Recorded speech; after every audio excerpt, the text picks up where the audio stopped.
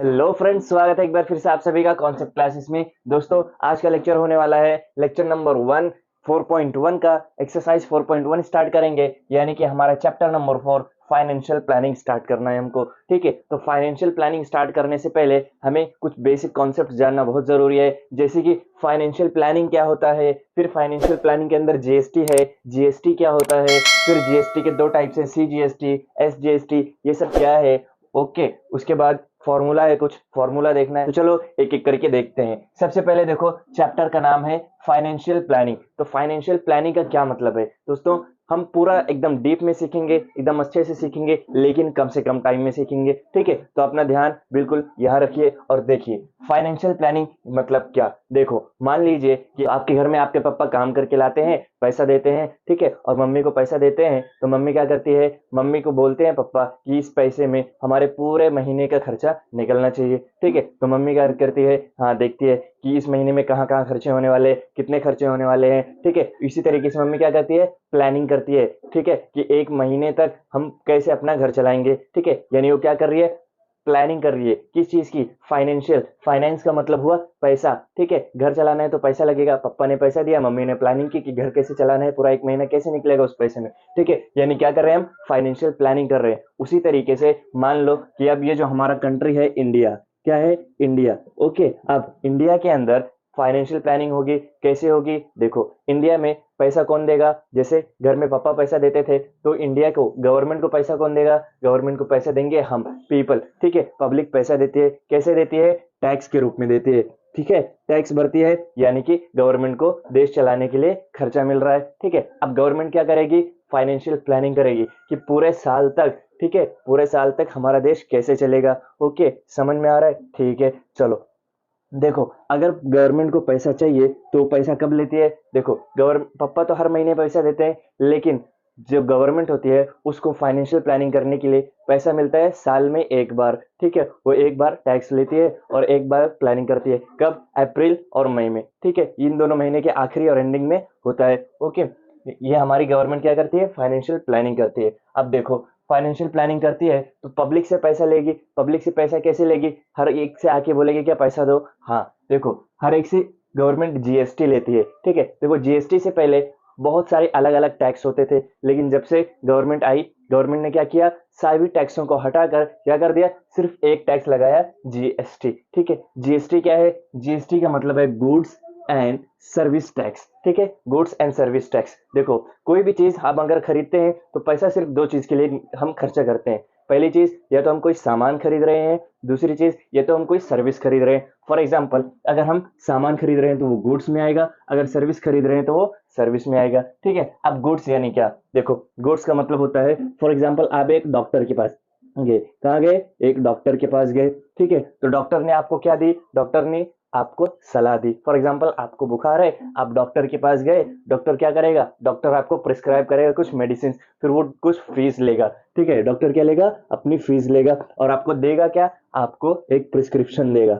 ठीक है, एक प्रिस्क्रिप्शन देगा। ठीक है, समझ में आ रहा है, आपको कुछ दवाइयां लिख कर देगा, लेकिन दवाइयां देगा क्या, नहीं, कोई सामान दिया क्या उसने, नहीं, उसने सामान नहीं दिया, उसने आपको एक सर्विस दी, यानी कि एक फैसिलिटी दी, एक सुविधा दी। ठीक है, समझ में आ रहा है, कोई दिक्कत नहीं। देखो, डॉक्टर ने गए, डॉक्टर के पास आप गए, आपने डॉक्टर को फीस दी, डॉक्टर ने आपको क्या दिया, प्रिस्क्रिप्शन दिया, एक सर्विस दी, एक सुविधा दी। लेकिन अब डॉक्टर ने जो आपको प्रिस्क्रिप्शन दिया, वो आप मेडिकल स्टोर पे जाओगे तो मेडिकल वाला क्या देगा, मेडिकल वाला आपसे पैसे लेगा। ठीक है, मेडिकल वाला आपसे पैसे लेगा और आपको क्या देगा, आपको मेडिसिन देगा, क्या देगा, मेडिसिन देगा। समझ में आ रहा है, दवाइयां दे देगा। ठीक है, मेडिसिन। ओके, देखो डॉक्टर के पास गए, फीस ली, उसने आपको पर्ची लिख कर दी। ठीक है, प्रिस्क्रिप्शन दी, आपको सर्विस दी। डॉक्टर ये मेडिकल पे गए, उसने पैसे लेके आपको क्या दी, मेडिसिन दे दी, यानी कुछ सामान दिया। डॉक्टर ने सामान दिया क्या, नहीं, उसने क्या दी, उसने सर्विस दी। समझ में आ रहा है, सर्विस कैसे। ओके, फिर मेडिकल स्टोर वाले ने आपको क्या दिया, पैसे लिए और मेडिसिन दी, कुछ तो सामान दिए। ठीक, तो हम पैसे सिर्फ दो चीज के लिए खर्चे करते हैं, पहला या तो हम सर्विस ले रहे हो, दूसरा या तो हम कोई गुड्स खरीद रहे हो। ओके, समझ में आ रहा है, ठीक है, जीएसटी समझ में आया। अब जीएसटी के दो टाइप्स है। ठीक है, सीजीएसटी एंड एसजीएसटी। अब सीजीएसटी और एसजीएसटी क्या है, देखो जो गवर्नमेंट है, वो एक सेंट्रल गवर्नमेंट है, यानी ऐसी गवर्नमेंट जो पूरे देश को चलाती है, और दूसरी गवर्नमेंट है जो कि स्टेट गवर्नमेंट है। फॉर एग्जाम्पल अगर आप महाराष्ट्र में रहते हो तो महाराष्ट्र की गवर्नमेंट है जो सिर्फ महाराष्ट्र को देखेगी, और सेंट्रल गवर्नमेंट है जो पूरे सेंटर को देखेगी, पूरी इंडिया को देखेगी, पूरी कंट्री को देखेगी। ठीक है, तो अब आप जो जीएसटी भरोगे, आपने जो टैक्स दिया है वो कौन सी गवर्नमेंट को देना चाहिए? आप स्टेट गवर्नमेंट को दोगे या फिर सेंट्रल गवर्नमेंट को दोगे? देखो, इसके लिए आप क्या किया है, जीएसटी को दो पार्ट्स में डिवाइड कर दिया है। एक सीजीएसटी यानी कि सेंट्रल गवर्नमेंट को जाएगा टैक्स, और एक एसजीएसटी यानी कि स्टेट गवर्नमेंट को टैक्स जाएगा। फॉर एग्जाम्पल अगर आपने 100 रुपया जीएसटी भरा, ठीक है, आपको ही जीएसटी भरना है, पीपल को ही जीएसटी भरना है। अगर आपने 100 रुपया जीएसटी भरा तो उसका 50-50 जाएगा सबको, 50% इसको और 50% इसको। 100 रुपये का 50% होगा 50 रुपये, 50 रुपये जाएगा सेंट्रल गवर्नमेंट को, बाकी के 50 रुपये जाएगा स्टेट गवर्नमेंट को। समझ में आ रहा है? ठीक है, तो जीएसटी का आधा आधा जाता है, आधा जाएगा स्टेट गवर्नमेंट को, आधा जाएगा सेंट्रल गवर्नमेंट को। इतना समझ में आया? ओके, यहाँ देखो यही चीज लिखिए, CGST equals to SGST equals to half of GST. CGST और एसजीएसटी इक्वल रहेंगे, और ये दोनों कितने रहेंगे? जीएसटी का आधा आधा रहेंगे। ओके, उम्मीद करता हूँ इतना समझ में आएगा। चलो एक बार फिर से क्विक रिवीजन करते हैं। फाइनेंशियल प्लानिंग यानी प्लान करना कि देश को कैसे चलना है, पूरे साल भर देश में कितने कितने खर्चे होने वाले हैं। ठीक है, उसके बाद देखो जीएसटी आया, जीएसटी यानी क्या? वो खर्चे आएंगे तो हम पैसे कहाँ से लाएंगे? जीएसटी के जरिए, टैक्स के जरिए। ठीक है, अब ये जो टैक्स है किसको देना है? स्टेट गवर्नमेंट को और सेंट्रल गवर्नमेंट दोनों को टैक्स मिलना चाहिए। ठीक है, जीएसटी का आधा होगा सीजीएसटी और आधा होगा SGST. Okay, CGST SGST equal रहते हैं और दोनों हाफ ऑफ जीएसटी रहते हैं, जीएसटी का आधा रहते हैं। ओके, इतना समझ में आया? ठीक है, बस 4.1 करने के लिए हमें इतना समझना बहुत जरूरी था। अब हम स्टार्ट करते हैं अपना एक्सरसाइज 4.1। ठीक है, चलिए शुरू करते हैं। देखो क्वेश्चन नंबर 1 क्या दिया है, Pawan medical supplies medicine, on some medicine the rate of GST is 12%, then what is the rate of CGST and SGST. क्या बोला है? एक मेडिकल शॉप है जो कि मेडिकल सप्लाई करता है, और मेडिकल जब मेडिसिन सप्लाई करता है तो मेडिसिन के ऊपर टैक्स कितना लगा, जीएसटी कितना लगा? मेडिसिन के ऊपर जीएसटी का रेट है 12%। ठीक है, 12% जीएसटी लग रहा है। तो हमें पूछा है कि सीजीएसटी क्या होगा और एसजीएसटी का रेट कितना रहेगा। ठीक है, एसजीएसटी और सीजीएसटी का रेट कितना रहेगा ये पूछा है। देखो, अगर टोटल जीएसटी है 12%, तो सीजीएसटी और एसजीएसटी क्या होता है? जीएसटी का हाफ, तो सीजीएसटी हो जाएगा 6% और एसजीएसटी भी हो जाएगा 6%। इसको लिखेंगे कैसे? लिखेंगे CGST equals to half of GST. Half of GST यानी कि हाफ ऑफ 12%, तो 2 1 2, 2 6 12, कितना आया? 6%। समझ में आ रहा है? ओके, तो सीजीएसटी और एसजीएसटी इक्वल होता है। फिर उसके बाद लिखेंगे SGST equals to CGST, therefore SGST भी कितना आ जाएगा? एसजीएसटी भी आ जाएगा 6%। ओके, समझ में आया? बस इतना ही हमारा क्वेश्चन नंबर 1। ठीक है, अब क्वेश्चन नंबर 2 देखते हैं। ये क्वेश्चन नंबर 1 है। क्वेश्चन नंबर 2 देखो क्या दिया हुआ है। क्वेश्चन नंबर 2 बोला है on certain article if rate of GST is 9%। कोई तो एक सामान है जिसके ऊपर सीजीएसटी कितना है? सीजीएसटी है, सीजीएसटी है 9%। ओके, उसके बाद बोला है then what is the rate of SGST and what is the rate of GST. ठीक है, अब हमें पूछा कि एसजीएसटी क्या रहेगा और जीएसटी क्या रहेगा। ठीक है, तो एसजीएसटी और सीजीएसटी तो इक्वल होता है, तो हम लिखेंगे SGST equals to CGST, therefore SGST भी कितना हो जाएगा? एसजीएसटी भी हो जाएगा 9%। ओके, और जीएसटी क्या होता है? सीजीएसटी और एसजीएसटी का डबल। यहाँ देखो, अगर सीजीएसटी जीएसटी का आधा है तो जीएसटी क्या हो जाएगा? सीजीएसटी का डबल। यहाँ लिखेंगे GST equals to 2 into CGST. समझ में आ रहा है क्या? ओके, तो 2 इंटू सीजीएसटी कितना है? 9%, 2 इंटू 9 कितना हो जाएगा? हो जाएगा 18%। समझ में आ रहा है क्या? ओके, कोई दिक्कत नहीं। इतना ही हमारा क्वेश्चन नंबर 2 भी। अब क्वेश्चन नंबर 3 देखा जाए। MS real paint sold 2 tins of lustre paint and taxable value of each tin is ₹2800। If the rate of GST is 28%, then find the amount of CGST and SGST charge in the tax invoice. क्या बोला? देखो, हमने 2 box लिए। ठीक है, कितने box हैं? 2 box है। किसके? एक पेंट के 2 बॉक्स हैं। ठीक है, अब हर एक बॉक्स की वैल्यू कितनी है? 2800, 2800 रुपीज इसकी वैल्यू है और 2800 रुपीज इसकी वैल्यू है। ठीक है, समझ में आ रहा है? 2 बॉक्स पेंट का बेचा और बॉक्स पे कितने का टैक्स लगाया? 28% का टैक्स लगाया, ठीक है, 28% का जीएसटी लगा। अब हमें पूछा है कि सीजीएसटी कितना रुपया होगा और एसजीएसटी कितना रुपया होगा, ठीक है, ये हमको फाइंड करना है। कैसे करेंगे, देखो ये फाइंड करने के लिए सबसे सिंपल सी चीज क्या करेंगे, दो बॉक्स बेचे, यानी एक की प्राइस 2800 है और एक की प्राइस 2800 है, तो सबसे पहले इनको प्लस करेंगे, लिखेंगे टैक्सेबल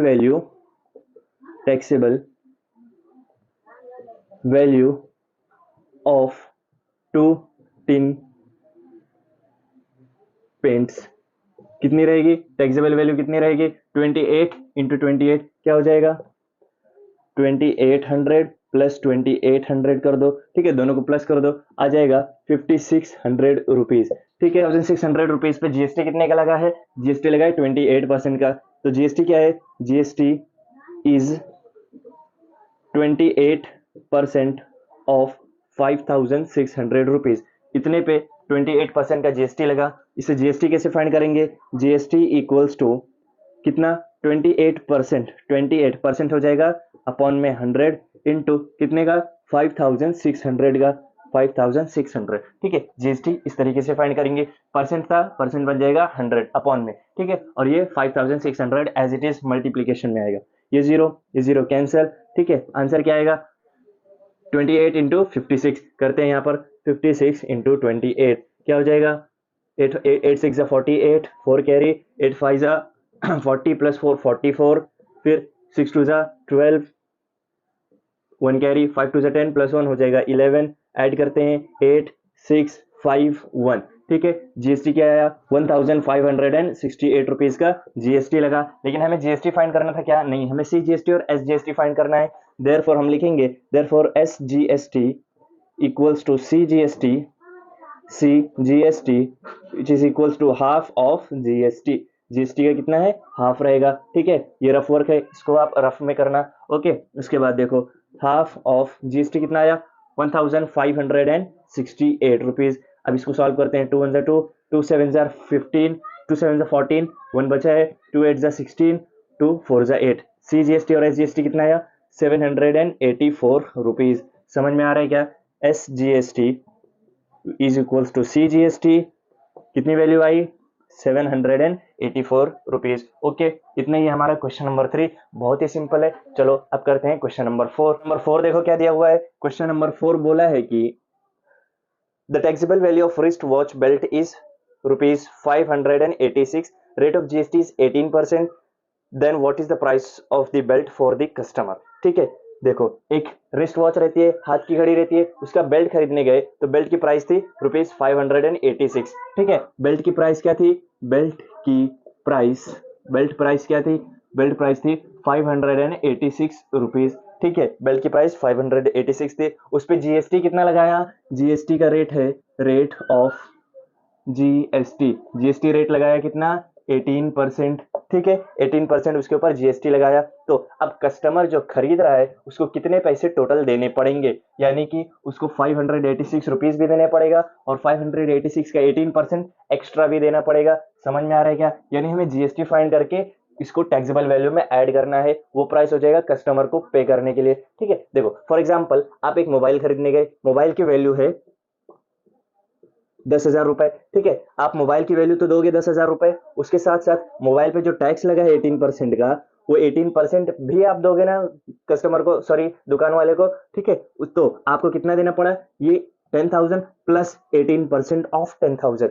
समझ में आ रहा है क्या, अब 10,000 का 18% हो जाएगा 1800, तो आप कितना दोगे, 10,000 प्लस 1800, ठीक है। ये आप पूरा किसको दोगे, आप शॉप वाले को दोगे। समझ में आ रहा है, यानी आपको मोबाइल कितने का पड़ा, 10,000 प्लस 1800 यानी कि 11,800। समझ में आ रहा है क्या, ओके। इसी तरीके से ये भी करना है, क्या करना है इसमें, देखो सबसे पहले आप जीएसटी फाइंड करोगे, जीएसटी कितना है, जीएसटी है 18% ऑफ, 18% किसका, 586 का, ठीक है। क्या हो जाएगा, 18% का क्या बनेगा, 100 इंटू ऑफ यानी इंटू 586,